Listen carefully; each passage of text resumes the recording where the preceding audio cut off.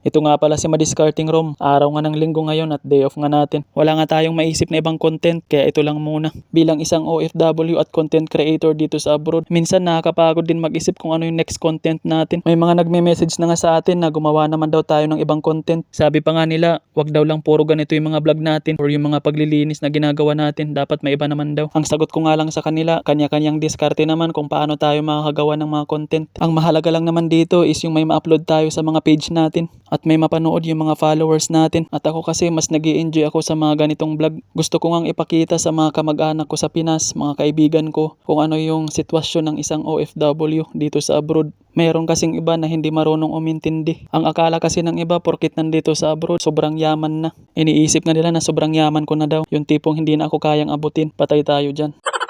Sana all daw naka-iPhone na ako. Pero ang hindi nila alam, yung iPhone na yan hiniram ko lang sa kaibigan ko. Sabi pa ng kakilala ko sa Pinas, sana all vlogger na daw. Ang laki daw ng kinikita ko. Para sabihin ko sa inyo, wala pa talaga tayong kinikita dito sa mga vlog natin. Kung mayroon man, mga points lang yon. At hindi naman basta-basta nakukuha yon. May kaibigan nga tayo sa Pinas nanghihiram sa atin at hindi ko nga napahiram. Kung ano-ano na yung mga sinabi sa atin at nung chinik ko yung profile niya, nakablock na nga tayo. May mga tao talaga naman na hindi talaga marunong umintindi. Tayo na lang talaga yung iintindi sa kanila dahil hindi man nila alam kung ano yung sitwasyon natin dito sa abroad. Baka kung saan pa mapuntang usapan to. Doon nga pala sa nagsabi sa atin na ibahin ko naman daw yung mga content ko. Hayaan nyo, tataray ko yung best ko na may maipakita sa inyong iba bukod dito sa mga ganitong content natin. At doon nga pala sa mga followers natin na walang sawang sumusuporta sa mga vlog natin, maraming salamat nga sa inyong lahat.